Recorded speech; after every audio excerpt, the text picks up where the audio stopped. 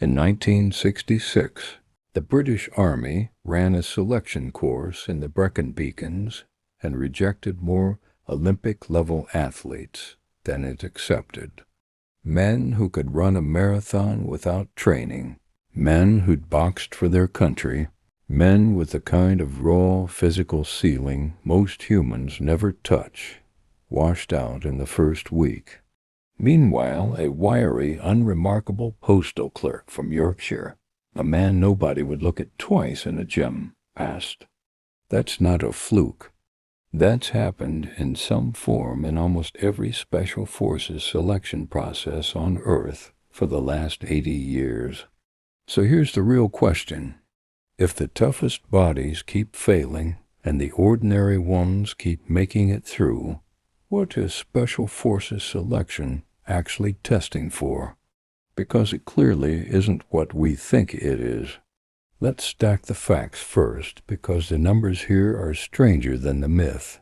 The British SAS was founded in 1941 in the North African desert by a man who couldn't even do a full parachute jump correctly. His first drop broke his legs. The U.S. Navy SEALs trace back to World War. 2 frogmen, and today accept roughly 6 to 10% of the candidates who even attempt basic underwater demolition SEAL training. Delta Force's original selection, built by Colonel Charlie Beckwith in 1977 after he studied the British SAS directly, historically failed somewhere around 90% of applicants. Russia's Spetsnaz, formed in 1950 under military intelligence, runs selection so secretive that failure rates were never published, but veterans describe attrition above 2/3. Israel's Sayeret Matkal, formed in 1957, is smaller than most Western special mission units by design, deliberately capped at a size that keeps quality control absolute. France's GIGN, born out of the 1972 Munich hostage crisis, was built specifically because regular soldiers failed at something regular soldiers should have been good at. Germany's KSK wasn't created until 1996, decades after most of its peers, because Germany kept insisting its regular airborne troops were good enough, until Rwanda in 1994 proved otherwise. Different flags, different decades, different ideologies. Same brutal filter. Same result. Physical monsters keep failing, and the filter keeps working anyway. Now here's the case against everything I just said. If you watched actual footage of SAS selection or SEAL Hell Week or Delta's selection phase, your gut reaction would be simple. This is a physical contest. Candidates are timed on forced march, carrying 55-pound packs over mountain terrain. They're timed on obstacle courses. They're timed on swims in freezing water.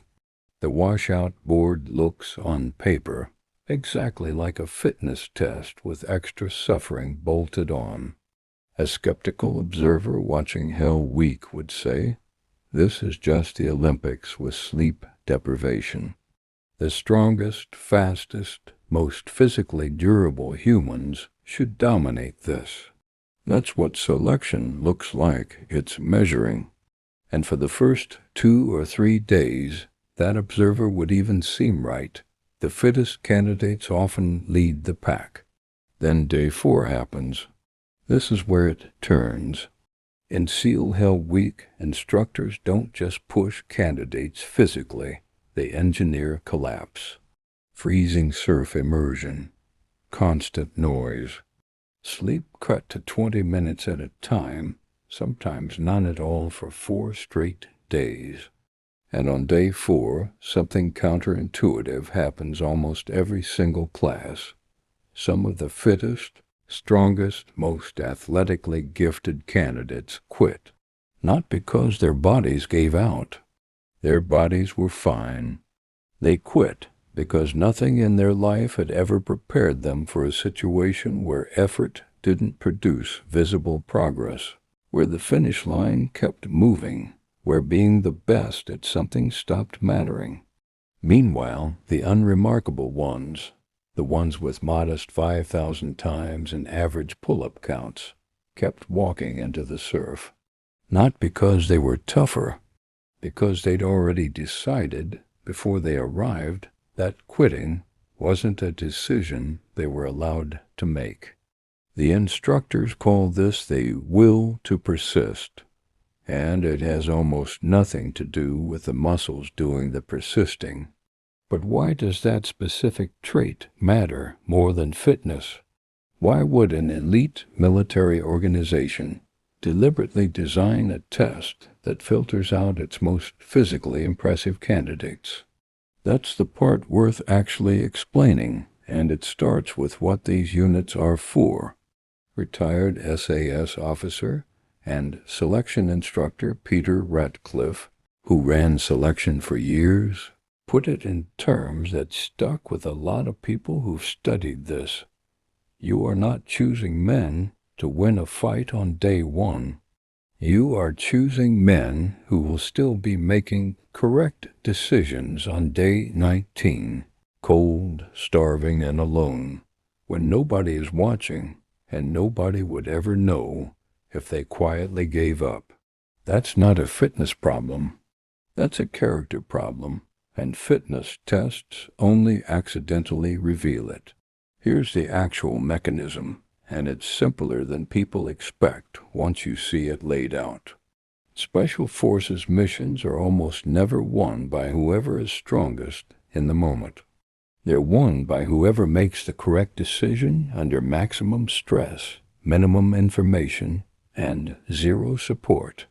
Physical fitness gets a soldier to the point of decision.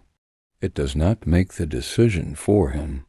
So every selection course on the planet, British, American, Russian, Israeli, French, German, has converged independently on the same design principle. Strip away sleep, strip away comfort, strip away certainty, and then, in that degraded state, watch what a person actually does. Do they lie about their location to look better? Do they abandon a teammate to save time? Do they keep navigating accurately when their hands are shaking too hard to hold the compass steady? That's the real test. The marching and the swimming and the freezing water aren't the point. They're just the delivery mechanism for exhaustion, because exhaustion is the only reliable way to strip away a person's performance and get to what's actually underneath. A candidate who's rested can fake competence. A candidate who's been awake for 80 hours cannot fake anything. Fatigue is the polygraph. The muscle is just the vehicle that gets you to the point where the mind can finally be seen. This is also why the physically dominant candidates fail more than statistics would predict. Many of them have spent their whole lives succeeding because their bodies were superior. Sports, fights, races. They've really had to develop the second system, the purely mental override that keeps functioning after the physical advantage stops mattering.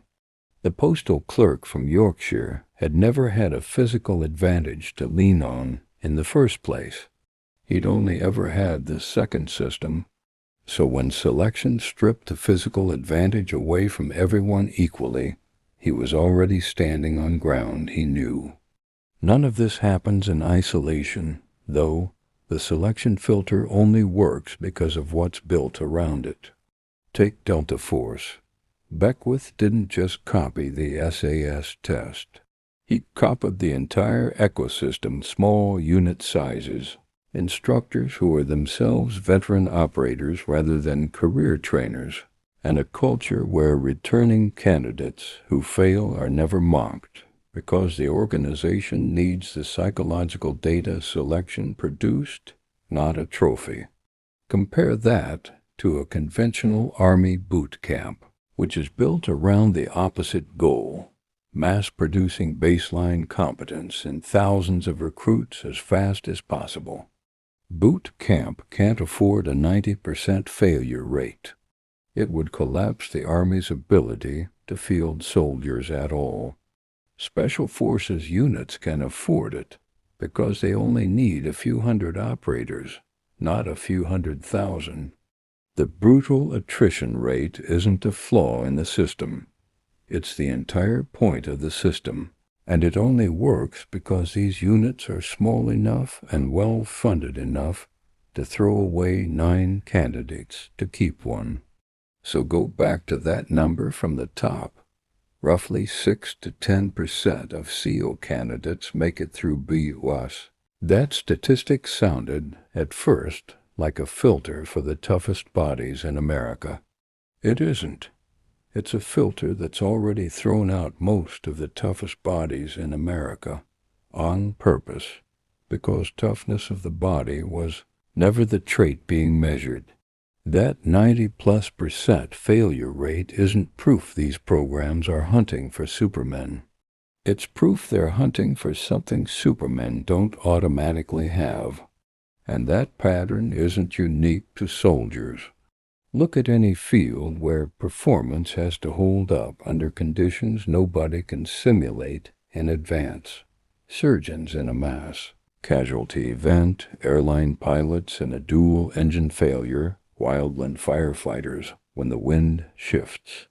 In every one of those fields, the people who trained the hardest under comfortable conditions aren't automatically the people who perform best when comfort disappears.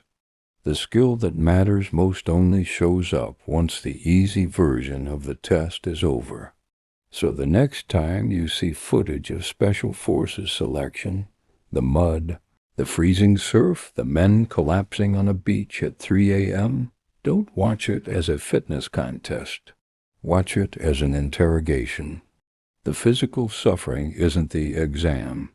It's just what strips away everyone's ability to lie about who they really are underneath it. That's not a test of the strongest bodies. That's a test of the only thing that was ever going to matter once the bodies gave out. If you've ever wondered why the toughest-looking guy in the room isn't always the one who makes it, drop your theory in the comments. And if you want more videos that dig into the hidden systems behind things that look simple on the surface, go ahead and subscribe.